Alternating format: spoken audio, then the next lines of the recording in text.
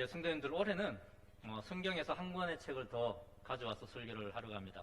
바로 오늘 저와 여러분이 나누게 될 출애굽기가 그 한 권의 책입니다. 우리는 앞으로 출애굽기를 통해서 구원받은 성도가 어떻게 하나님 앞에서 믿음으로 살아가야 하는지에 대해서 배우게 될 것입니다. 우리에게 부족한 믿음이 무엇인지, 그런 우리에게 하나님께서 원하시는 믿음의 태도는 무엇인지를 함께 배워갔으면 좋겠습니다. 특별히 오늘은 고난 너머에 있는 은혜라는 제목으로 출애굽 전의 상황에 대해서 가볍게 함께 좀 이야기를 나눌까 합니다. 성도님들, 하나님의 축복은 우리의 때가 아니라 하나님의 때에 이루어진다는 사실 다들 아실 줄 압니다. 오늘 말씀을 보게 되면 이스라엘은 애굽의 종살이를 하면서도 하나님의 아주 특별한 은혜를 누리며 산 것을 알 수 있는데요. 사실 이스라엘의 애굽에서의 생활은 아시는 것처럼 요셉의 때까지 거슬러 올라가게 됩니다. 그 시작이 형들에 의해서 팔려가게 된 것이 좀 깨름칙하지만 늘 긍정적으로, 그리고 하나님 앞에서 항상 정직한 삶을 살았던 요셉은 어딜 가나 축복의 통로가 된 것을 우리는 잘 알고 있습니다. 아마 요셉의 이야기를 눈물 없이 읽으신 분 안 계시리라 생각합니다. 사실 처음 요셉의 이야기를 접하게 되면 좀 불안한 장면들이 나오게 돼요. 왜냐하면 요셉이 아버지한테서 사람을 독차지하고 있다는 그런 설정이 나오잖아요. 그리고 형들에게 미움을 받고 있다는 이야기도 나오고요. 그리고 동생만 편애하는 아버지에 대해 형들의 불만이 계속해서 쌓여가고 있는 모습들 우리가 볼 수 있었습니다. 근데 이러한 상황을 알지 못했던 요셉은 어땠습니까? 정말 하루하루 즐겁게 사는 것 같지 않습니까? 순진하다면 순진하고 바보스러운 부분이 있다고 하면 또 그렇게도 우리는 생각해 볼 수가 있을 것 같아요. 결국 이러한 우려는 요셉이 형들 앞에서 꿈 이야기를 하면서 현실이 되고 맙니다.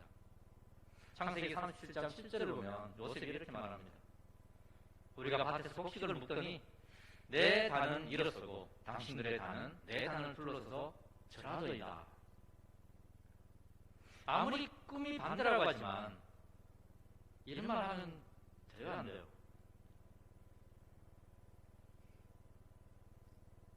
형들이 자기한테 절을 했다는 이야기, 이건 하지 말았어야 하는데 요셉은 아주 즐겁게 이야기를 합니다.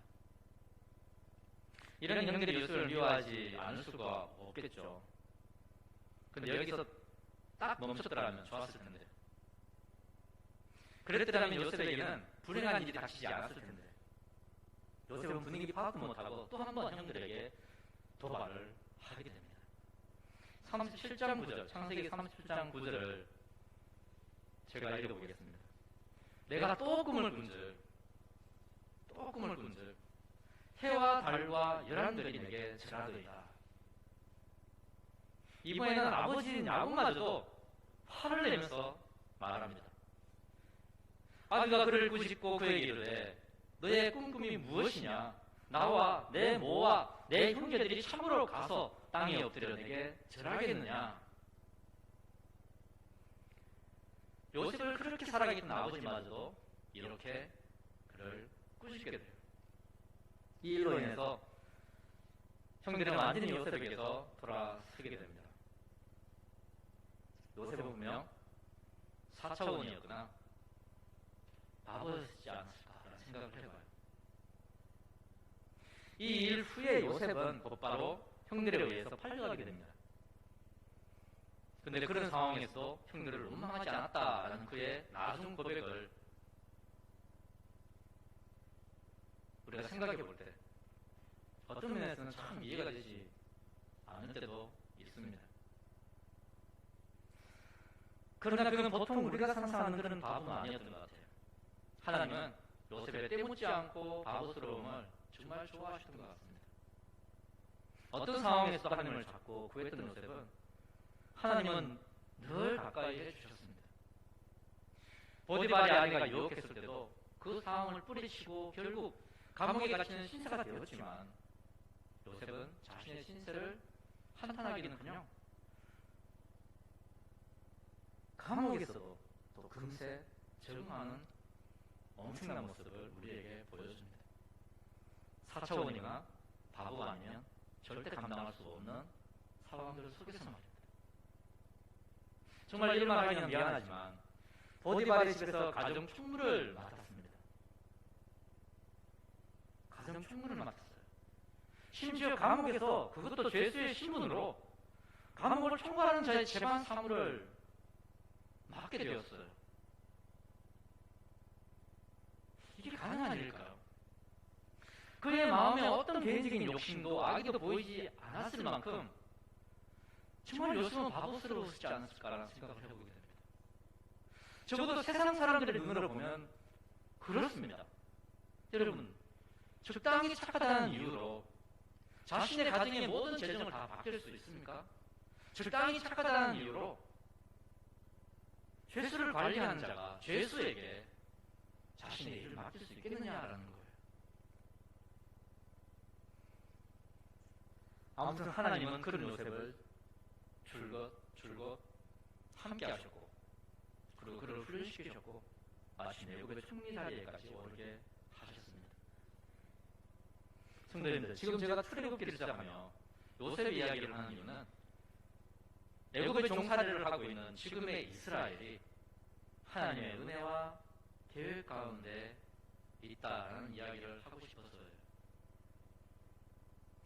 하나님은 이스라엘 족속을 통해 하시고자 했던 계획을 요셉을 통해서 그 발판을 마련하셨습니다.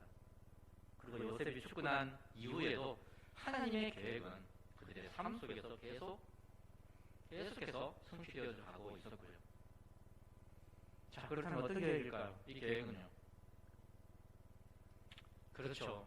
그것은 성도님께서 알고 계시는 것처럼 하나님께서 아브라함과 맺은 언약, 바로 그것입니다. 창세기 12장에서 하나님께서 아브라함과 맺은 언약의 내용은 이렇게 소개되어지고 있어요. 내가 너로 큰 민족을 이루고, 기억나시죠?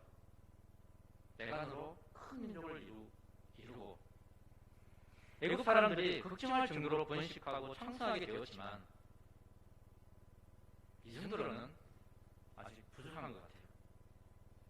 내게 복을 주어 내 이름을 창대케 하리니, 애굽의 종살이를 하고 있는데 아직 이 약속의 말씀 이루어졌다라고 할 수 없겠죠.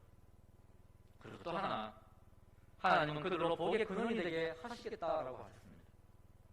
하나님께서 그들을 선택하시고 그들과 함께 하시며 그들을 통해서 하나님의 나라를 확장해 가시겠다는 뜻입니다. 특별히 하나님께서는 후손에 대한 약속을 주셨죠. 하늘의 별과 같이 셀 수 없을 만큼의 후손을 계속해서 약속을 하셨습니다. 그 부분 함께 좀 확인해 볼게요. 창세기 13장에 가시면 이런 말이 있습니다. 내가 내 자손으로 땅에 티끌을 갖게 하겠다라고요. 15장에서도 이런 말씀을 하세요. 하늘을 우러러 무뼈를 셀 수 있나 보라. 또 그에게 이르시되 내 자손이 이와 같으리라 라고 말씀을 주셨습니다. 26장 4절을 한번 보십시오. 26장 4절. 이번에는 이삭에게 이런 약속을 하십니다. 내 자손을 하늘의 별과 같이 번성케 하며 이 모든 땅을 내 자손에게 주리니 내 자손을 인하여 천하 만민이 복을 받으리라. 아브라함과 맺은 언약과 절대 다르지 않습니다. 하나님의 약속은 이렇게 대를 이어서 내려갔고, 이번에는 28장 14절을 보시면 하나님께서 야곱에게 하신 약속을 또 확인해 볼 수 있는데요. 내용은 이렇습니다. 네 자손이 땅의 티끌같이 되어서 동서남북에 편만할지며 땅의 모든 족속이 너와 내 자손을 인하여 복을 얻으리니. 그리고 요셉의 이야기가 끝나갈 무렵에 하나님께서는 야곱에게 다시 한번 나타나셔서 말씀하십니다. 이번에는 창세기 46장에 기록되어 있죠. 하나님이 가라사대 나는 하나님이라. 내 아비의 하나님이니 애굽으로 내려가기를 두려워 말라. 내가 거기서 너로 큰 민족을 이루게 하리라. 이 약속의 말씀을 주십니다. 성도님들, 하나님께서 아브라함에게 정말로 멋진 축복의 약속을 하셨고 그 약속은 절대 멈출 수 없는 하나님의 은혜인 것을 우리는 알아야 합니다. 하나님께서 주셨기 때문에.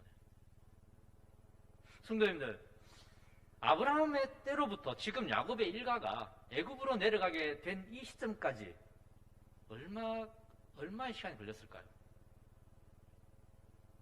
아브라함이 하나님 앞에 순종했던 때부터, 이 언약의 말씀을 받았을 때부터, 이제 요셉이 애굽의 총리로 섬기다가 그곳에 정착하게 된 때까지 얼마의 시간이 걸렸을까요? 100년? 100년 걸렸을까요? 자, 200년. 200년 어떠신가요? 200년. 대로 따지면 4대 정도입니다. 아브라함에서 요셉까지 4대면 어느 정도 걸렸을까요? 걸릴까요? 자, 300년. 300년은 어떠십니까? 분위기가 꼭 경미하는 듯해서 좀 이상하지만 우리가 짚고 넘어가야 할 것을 좀 짚고 넘어가겠습니다. 정답은 300년 걸렸어요. 300년. 290년, 300년. 한번 생각해 보십시오. 아브라함만 놓고 생각한다면 하나님은 약속을 지키신 겁니까? 아니면 약속을 어기신 겁니까? 이건 100% 어긴 것이 됩니다. 그래서 아브라함도 기다리다 못해 육신적인 선택을 하게 된 것 아닙니까? 아내의 몸종에 의해서 이스마엘을 낳게 됩니다. 이 과정에서 사례와 하갈이 치고받고 싸우는 상황도 발생하게 돼요. 성경에 그렇게 기록하고 있습니다. 심지어 100살이 되었어야 아브라함은 하나님께서 약속하신 첫 번째 열매 이삭을 품에 안게 됩니다. 100살이 되었을 때 기가 찰얼었습니다. 25년이 지난 후에 이삭을 낳게 된 것이죠. 그리고 아브라함은 75년을 더 살았고 창세기 25장을 보면 많은 자녀들이 태어났다라는 것을 우리는 확인해 볼 수 있습니다. 하지만 누가 봐도 큰 민족을 이루고 그 이름을 창대케 하시겠다라는 그 하나님의 약속은 이루어지지 않았습니다. 그러나 이삭과 야곱과 그리고 요셉의 때를 거치면서 하나님의 그 언약, 하나님의 그 계획은 서서히 모습을 드러내게 됩니다. 무려 300년이 지난 지금에서야. 300년이 지난 지금에서야 그들에게서 하나님의 약속이 이루어지기 시작했다는 사실이에요. 이스라엘을 향한 하나님의 은혜는 절대 멈출 수 있는 것이 아닙니다. 성도님들, 혹시 하나님으로부터 복을 받기 원하십니까? 복 받고 싶으세요? 많이 받으셔서 저에게 좀 나눠주십시오. 만약 우리가 하나님으로부터 복을 받길 원한다면, 정말 그러시다면 좀 기다리십시오. 기다리십시오. 적어도 몇 년이요? 25년? 75년? 100년? 200년? 만약 그래도 안 된다면 우리는 3년까지도 기다릴 수 있어야 한다는 거예요. 생각해 보십시오. 야곱이 자식들을 데리고 애국으로 내려간 때로부터 모세가 등장하게 된 것, 그 기간은 이게 또 참 길다는 거예요. 이게 400년 이상이 걸립니다. 430년이 걸렸다라고 말합니다.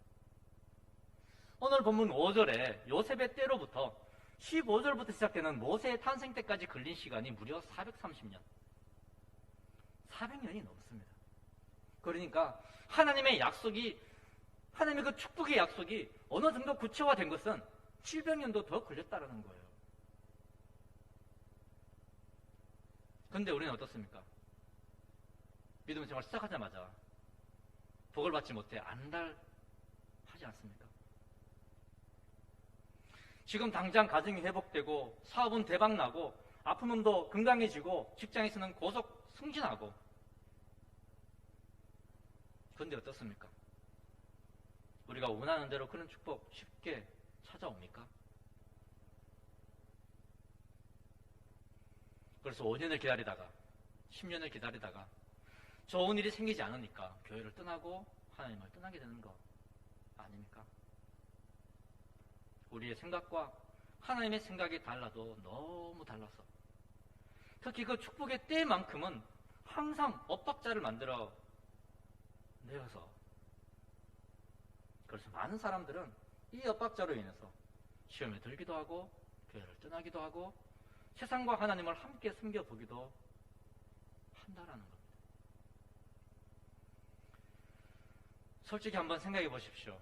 아브라함과 이삭과 야곱에게 주신 약속은, 성도님들, 하나님께서 일방적으로 주신 것이나 다름이 없습니다. 물론 그들이 하나님의 말씀 앞에 순종하는 것을 전제로 하고 있다 할지라도, 그런데도 300년이 지났어야 변화가 꿈틀거리기 시작했고 700년이 지났어야 어느 정도 이루어져 가게 되었습니다. 근데 저와 여러분은요, 우리가 복을 약속받았다고 하는 것들은 우리가 일방적으로 하나님께 요구하는 것들이 대부분이지 않습니까?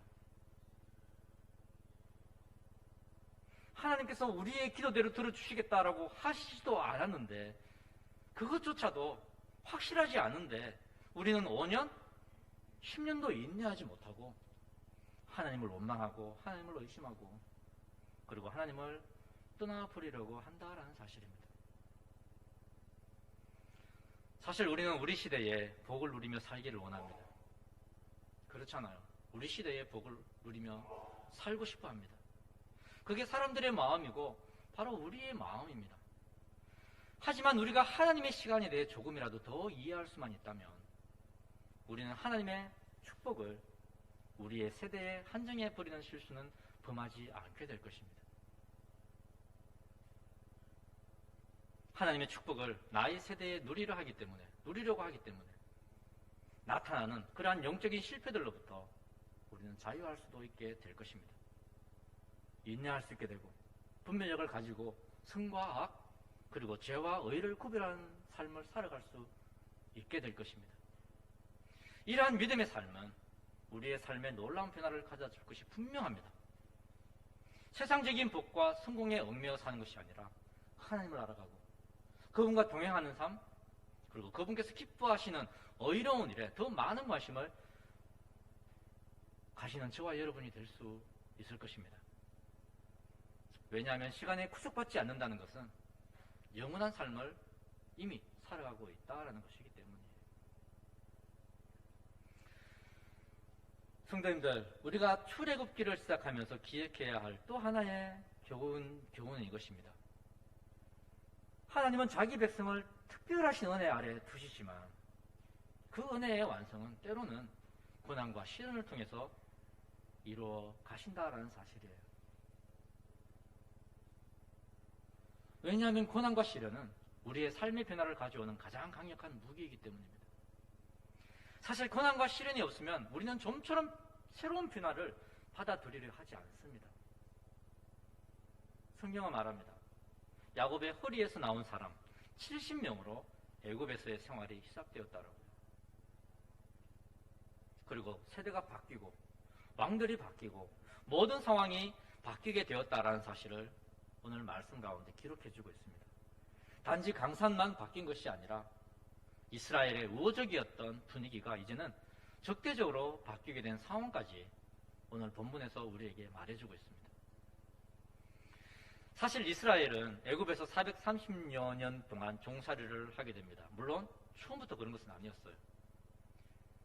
같은 셈족이었던 힉소스 왕조 때까지만 해도 애굽은 이스라엘에 굉장히 호의적으로 대했습니다. 하지만 이집트 출신의 새로운 왕조 아모스에 의해서 등장했던 이 새로운 왕조는 이스라엘을 완전히 찬밥신수로 만들어버렸어요. 애굽의 18대 왕조인 아모세가 등장한 것이 여러분들 BC 1550년이라고 합니다. 새로운 왕조가. 그러니까 이스라엘 운명이 완전히 꼬여버린 때가 바로 이때라는 거예요. 근데 출애굽이 BC 1250년에 일어난 것으로 학자들은 말합니다. 그렇다면 그들이 노예의 삶을 살게 되었던 그 기간은 300년이 좀 더 넘는 걸로 우리는 추측해 볼 수 있어요. 요셉을 기억했던 왕조로부터 좋은 대우를 받았던 그들의 삶은 고작 100년 남짓. 그 나머지는 노예로서의 비참한 삶을 살게 된 것이죠. 새로운 왕조의 탄생은 이스라엘에게는 큰 시련이었을 것입니다. 만약 그들이 하나님의 언약을 기억하고 있었다면 하나님을 원망할 수 있는 원인이 되었을 테고, 자신들과 그들의 선조들이 숨겼던 하나님을 애굽의 수많은 신들보다도 못한 존재를 여기기 시작한 계기가 되었을 수도 있었을 거예요. 이방인들 역시 당연히 이스라엘의 하나님을 등급이 낮은 신으로 여겼을 것이 분명합니다. 한마디로 눈에 보이는 이 모든 현상들이 이스라엘의 하나님은 열등하고 그 신을 믿고 의지했던 자들은 실패했다라는 사실을 보여주었어요. 그런데 성경은 우리에게 조용히 말해줍니다. 아직 하나님은 이스라엘을 버리지 않았다고요. 이스라엘을 향한 하나님의 계획은 계속되어져 가고 있다는 사실을 우리에게 보여주고 있습니다. 하나님의 백성들이, 그리고 이방의 모든 족속들이 하나님을 부정하고 있을 때 그분은 아주 엄밀하게 이스라엘을 향한 자신의 축복의 그 언약들을 하나하나 이루어가고 계셨습니다.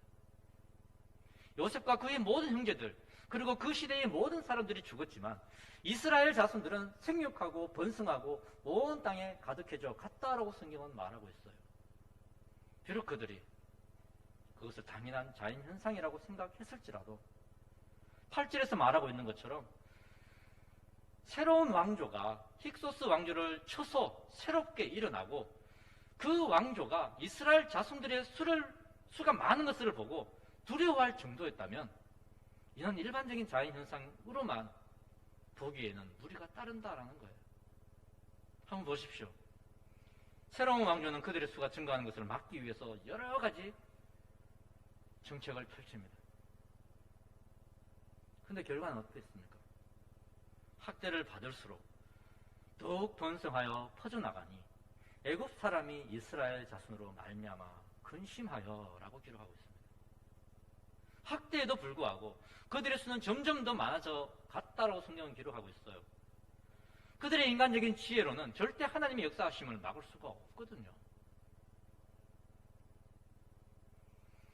이처럼 이스라엘의 입장에서는 학대에 시달려서 하나님께서 행하시는 역사를 깨닫지 못할 수도 있겠지만, 하나님의 특별하신 은혜는 고난과 시련 가운데서도 여전히 계속되었고, 오히려 이런 학대를 통해서 그들이 애굽을 벗어나 모든 열방에 축복의 통로가 될 수 있는 그러한 길을 열어주었던 것입니다. 무엇을 통해서요? 고난과 시련을 통해서 말입니다. 성도 여러분, 저와 여러분은 때로는 고난과 시련에 가려진 하나님의 은혜를 보지 못할 때가 참 많은 것 같습니다.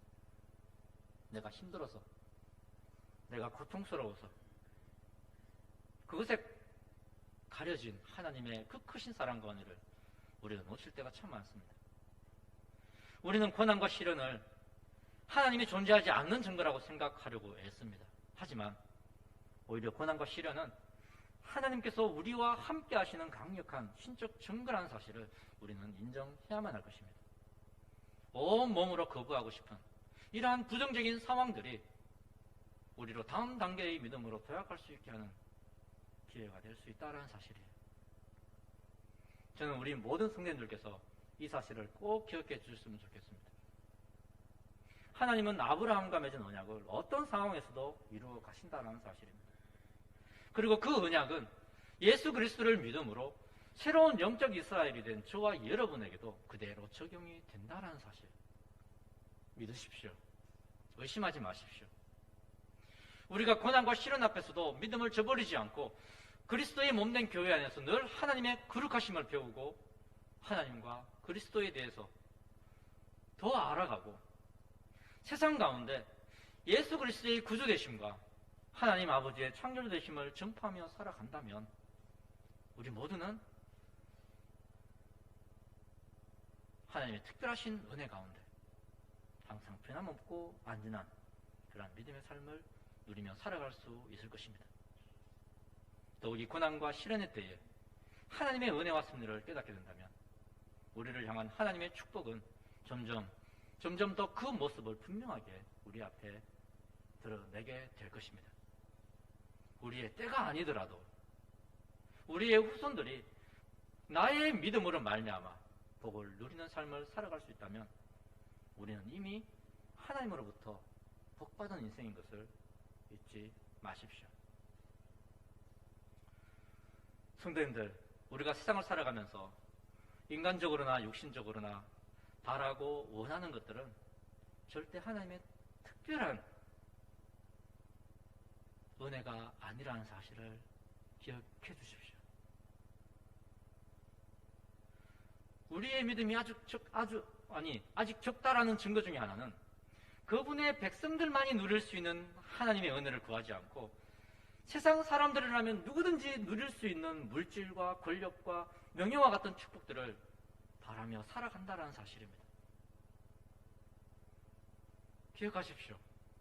세상 사람들이 목숨을 걸고 갖기를 원하는 복은 하나님의 자녀들에게만 주어지는 그 특별한 은혜와는 절대 비교할 수 없는 것이라는 사실을 말입니다. 하나님께 선택되고 구별된 저와 여러분은 그분의 특별한 은혜 가운데 살아가야 하는 존재들입니다. 송충이가 솔잎을 먹고 살아가야 하는 것처럼 하나님의 백성들은 세상이 제시하는 그러한 복에 매달리는 삶을 사는 것이 아니라 하나님께서 주시는 그 특별한 은혜를 추구하며 살아가야 한다는 거죠. 세상적인 복을 주시느냐 주시지 않느냐의 문제로 하나님 평가하지 마십시오. 고작 그런 것으로 하나님이 있다 없다 하지 마십시오. 하나님은 구원받은 저와 여러분을 향해 보다 더 큰 은혜로 역사하고 계심을 꼭 기억하시고 그분께서 우리를 통해서 이루시고자 하는 일, 즉 교회의 부흥과 성장, 우리의 믿음의 성숙함, 그리고 하나님의 뜻을 이루고 하나님 나라를 확장해 가는 그런 전도와 선교에 더욱 헌신된 삶을 저와 여러분은 살아가야 될 줄 믿습니다. 그것이 우리가 복을 받는 삶을 넘어 우리가 열방을 향해 축복의 통로가 되는 삶을 살아가는 것임을 의심치 마시길 바랍니다. 성도 여러분, 하나님은 자기 백성들에게 세상적인 성공도 하게 하시고 동시에 고난도 겪게 하십니다. 그리고 저와 여러분은 이 모든 것이 하나님의 계획이며 은혜인 것을 고백할 수 있어야 합니다. 11절 말씀을 함께 읽어볼게요. 11절 말씀입니다. 시작. 감독들을 그들 위에 세우고 그들에게 무거운 짐을 지워 괴롭게 하여 그들로 바로를 위하여 북고성 비돔과 라암셋을 건축하게 하니라. 여기서 누가 누구에게 무거운 짐을 치우게 했는지 한번 생각해 보십시오. 누가 누구에게? 바로가 이스라엘에게 무거운 짐을 지우고 괴롭게 했습니까? 아니면 감독들이 이스라엘에게 무거운 짐을 지우고 괴롭게 했습니까? 잘 대답하십시오. 함정이 있습니다. 한 가지 선택해 보십시오. 그런데 아쉽게도 이 둘 중에는 정답이 없습니다. 흔히 히브리어에서 괴롭히다라는 말은 추르라는 단어를 사용한다고 합니다. 오늘 본문에서는 이 단어가 아닌 안노트라는 단어를 사용하고 있는데요. 이 단어는 창세기 15장 13절 한번 펼쳐보십시오. 창세기 15장 13절의 말씀에 등장하고 있는데 이 본문은 앞선 12장 1절 이하의 축복의 약속이 하나님의 뜻을 나타낸 것이라면 지금 창세기 15장 13절 전후로 해서 기록된 그 말씀들은 정식으로 하나님과 아브라함이 언약을 체결하는 장면을 그려주고 있습니다. 정식 체결이에요. 준비된 제물을 쪼개고 그 쪼개진 것을 마주하고 있다라는 표현들이 정식으로 언약을 체결하고 있다라는 것을 우리에게 보여주고 있습니다. 단지 언약을 맺고 싶다라는 의사표시가 아니라 정말 계약을 맺는 거예요. 한번 읽어보겠습니다. 창세기 15장 13절입니다. 시작. 여호와께서 아브라함에게 이르시되 너는 정령이 알라 내 자손이 이방에서 계기되어 그들을 섬기겠고 그들은 400년 동안 내 자신을 괴롭게 하리니. 여기에서 괴롭게 하다라는 말은 예언의 내용에서 사용이 되고 있습니다. 흔히 사용하는 말이 아니라고 했습니다. 그리고 그 예언이 성취되고 있는 오늘 본문에서도 안노트라는 말이 사용되어지고 있습니다. 추르라는 말이 아니라. 성도님들, 왜 하나님은 모세로 하여금 이 단어를 사용해서 오늘 본문을 기록하게 하셨을까요?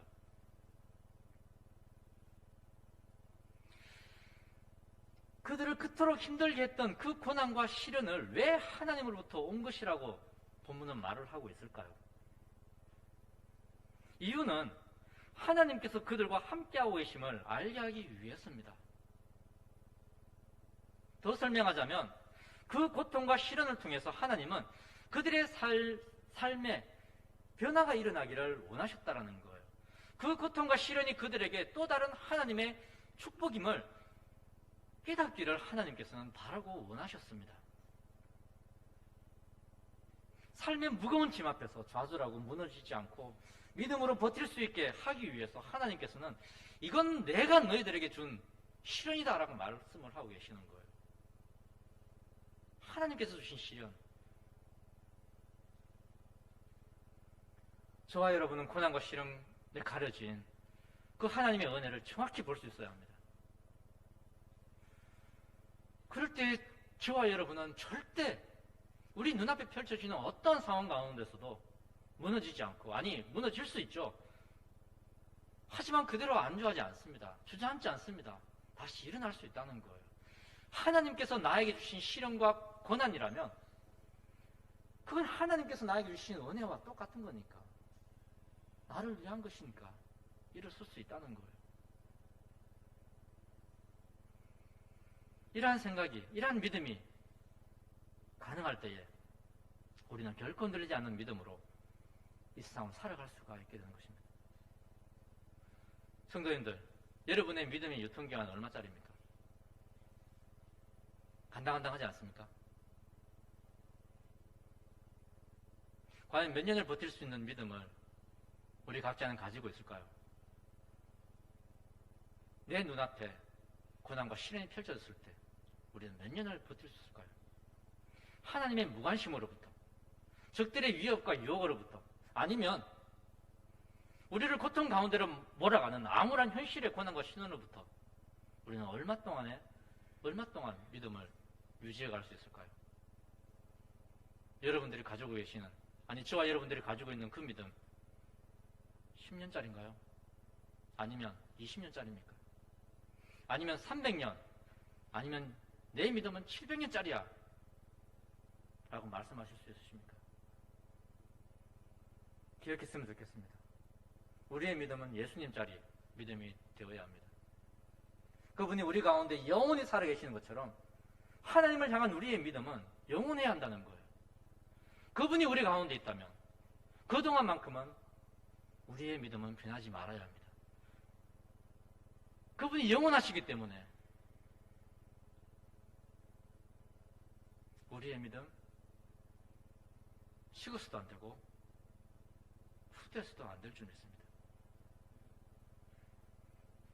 우리가 예수 그리스도를 구주로 영접하고 하나님의 자녀가 되었다면 우리의 믿음은 식어서도 변해서도 안 됩니다.